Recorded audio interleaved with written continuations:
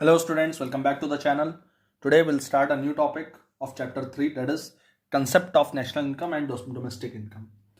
तो इनकम के बारे में आपने जान लिया, इनकम क्या होती है इकोनॉमिक्स के अंदर। अब इनकम आपकी दो टाइप की होती है, एक होती है फैक्टर इनकम और दूसरी है non factor income. Factor income, as you all know, the income which we receive by rendering the service. Non factor, the income which we receive without rendering any service. Factor income example is like you have land and on that land you are getting rent, so that is a factor income. You are a labor, you are getting wage, that is a factor income. You are providing some kind of service. Non factor income का मतलब scholarship मिल गई, lottery निकल आई, charity हो गई, ये सारी की सारी नॉन फैक्टर है, आपने कोई मेहनत नहीं की है इसके लिए, ठीक है। अब फैक्टर इनकम को एक मैक्रो इकोनॉमिक लेवल पे अगर मैं बात करूं तो at the level of macro economics,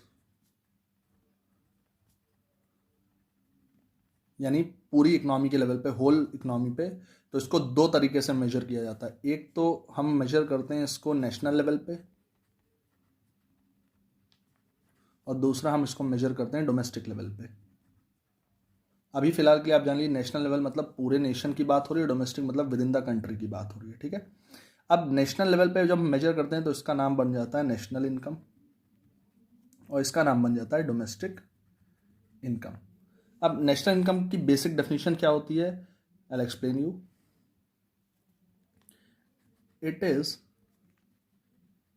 sum total of factor incomes generated by residents. देखिए एक नया वर्ड आपके सामने मैंने यूज किया, residents of a country either with in economic territory और आउटसाइड, चाहे वो विद इन इकोनॉमिक टेरिटरी में हो या आउटसाइड। एक और नया वर्ड आपको मिल गया, इकोनॉमिक टेरिटरी। तो दो वर्ड्स आपके सामने आए, एक है रेजिडेंट और एक है इकोनॉमिक टेरिटरी। फिलहाल आपको समझाने के लिए मैं आपको इतना बता दे रहा हूं कि कोई भी इनकम जो किसी भी उस आदमी ने जनरेट की जो हमारी कंट्री में रहता है, फर्स्ट ऑफ ऑल, और दूसरी चीज वो इकोनॉमिक टेरिटरी में अर्न कर रहा हो या इकोनॉमिक टेरिटरी के बाहर अर्न कर रहा हो, इससे कोई मतलब नहीं है, ठीक है। वो हमारी कंट्री का होना चाहिए, यानी हमारी कंट्री में रहना चाहिए उसे, that is the main thing, ठीक। रेजिडेंट वर्ड का मतलब क्या होता है और रेजिडेंट क्या है, इकोनॉमिक टेरिटरी का मतलब क्या होता है, दिस विल डिस्कस आफ्टरवर्ड्स, ठीक। एक एग्जांपल भी मैं दे रहा हूं। फॉर एग्जांपल, तो ये बेस्ट सुइटेड एग्जांपल रहेगा कि मिस्टर एक्स जो है वो एक सॉफ्टवेयर कंपनी में वर्क कर रहे हैं। अब वो सॉफ्टवेयर कंपनी इंडिया में है और उसमें वो मिस्टर एक्स काम करते हैं। तो मिस्टर एक्स वो काम कर रहे हैं तो उनको जाहिर सी बात है कुछ ना कुछ इनकम जनरेट हो रही होगी।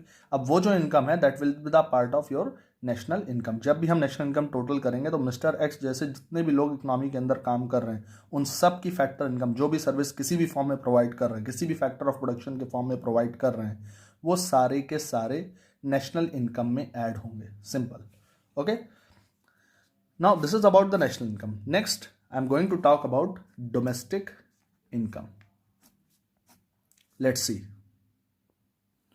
तो डोमेस्टिक इनकम, जैसे मैंने आपको लिखा है यहाँ पे कि it is the sum total of factor income generated with in economic territory, यानी वो हमारे कंट्री के अंदर होना चाहिए, चाहे वो हमारी कंट्री में कोई भी रेजिडेंट करे इंडिया का या कोई बाहर का आदमी करे, ठीक। अभी मैं आपको एक बेसिक एग्जांपल दे रहा हूं। जब तक मैं आपको रेजिडेंट और इकोनॉमिक टेरिटरी के मतलब नहीं समझा देता, you are not going to जज these definitions, these are only for your understanding, okay.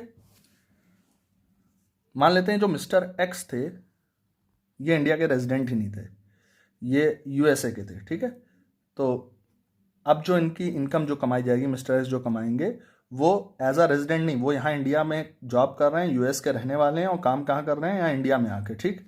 क्योंकि वो इंडिया के अंदर काम कर रहे हैं इसलिए हमने मिस्टर एक्स की थ्रू जो भी इनकम कमाई जाएगी वो इनकम डोमेस्टिक इनकम का भी पार्ट होगी। सिंपल। अभी फिलहाल के लिए आप इतना समझ लीजिए कि नेशनल इनकम का मतलब वो इनकम जो कोई भी इंडिया का बंदा कमा रहा है, जो इंडिया में रहता है परमानेंटली, और वो चाहे इकोनॉमिक टेरिटरी में कमा रहा हो, यानी इंडिया के अंदर के हिस्से में कहीं भी कमा रहा हो, चाहे वो इंडिया के बाहर के हिस्से में कमा रहा हो। सिंपल। डोमेस्टिक इनकम का मतलब आप समझ लीजिए कि वो पर्सन चाहे इंडिया का हो, चाहे वो इंडिया के बाहर का हो, अगर वो इंडिया के अंदर कमा रहा है, इंडिया का चाहे इंडिया के बाहर का, अगर वो इंडिया के इकोनॉमिक टेरिटरी के अंदर कमा रहा है, तो वो पर्सन की इनकम डोमेस्टिक इनकम में काउंट होगी। ठीक। अब सर यहाँ पे बहुत लोगों को सवाल आएगा कि क्या एक इनकम नेशनल इनकम भी हो सकती है, डोमेस्टिक? ये सारी चीज़ें अभी कंफ्यूज करने के लिए नहीं है। ठीक। अभी फिलहाल इतना दिमाग में रखने वाली चीज़ है कि नेशनल इनकम इंडिया का बंदा है, इंडिया में कमा रहा है, और या इंडिया के बाहर कमा रहा है, इंडिया का बंदा होना ज़रूरी है। ठीक। डोमेस्टिक इनकम इकोनॉमिक टेरिटरी होना ज़रूरी है, आदमी कहीं का भी हो, वो बंदा बाहर का है चाहे वो इंडिया का है, डजेंट मैटर। ओके। सो एक चीज़ मैं यहाँ पे कहता हूँ, मैं हर बार बच्चों को जब भी ये टॉपिक पढ़ाता हूँ तो एक चीज़ बताता हूँ, नेशनल इनकम जो होती है वो बेस्ड होती है based on residential status of a person. ये किसी भी पर्सन के रेजिडेंशियल स्टेटस पे बेस होती है कि उसको रेजिडेंट होना ही चाहिए। ठीक। और वहीं मैं डोमेस्टिक इनकम की बात करूं तो ये बेस्ड होती है बेस्ड ऑन टेरिटरी, और I should say economic territory. तो ये बेसिकली जो है टेरिटरी बेस्ड होती है, यानी प्लेस के बेस्ड पे होती है। ठीक। डोमेस्टिक इनकम का मेजरमेंट हम करते हैं जब भी, तो हम प्लेस को कंसिडर करते हैं। नेशनल इनकम का जब हम मेजरमेंट करते हैं तो हम पर्सन को कंसिडर करते हैं। इस चीज़ का ध्यान रखिएगा आप। यहाँ पर्सन का इंपॉर्टेंस है, और यहाँ मैं लिख दे रहा हूँ यहाँ पे प्लेस का इंपॉर्टेंस है। ये जो चीज़ें आपको ध्यान में रखनी है। ठीक है। तो फिलहाल के लिए मैंने इतना ही आपको बताया नेशनल इनकम और डोमेस्टिक इनकम के बारे में। ठीक। आप डेफिनेशन तभी परफेक्टली अंडरस्टैंड करेंगे जब आपको इन दो चीज़ों का मतलब पता होगा, रेजिडेंट कौन होते हैं और इकोनॉमिक टेरिटरी क्या होती है। ठीक है। So we will discuss in next video about this, who are the resident and what is the concept of economic territory. Okay class, thank you.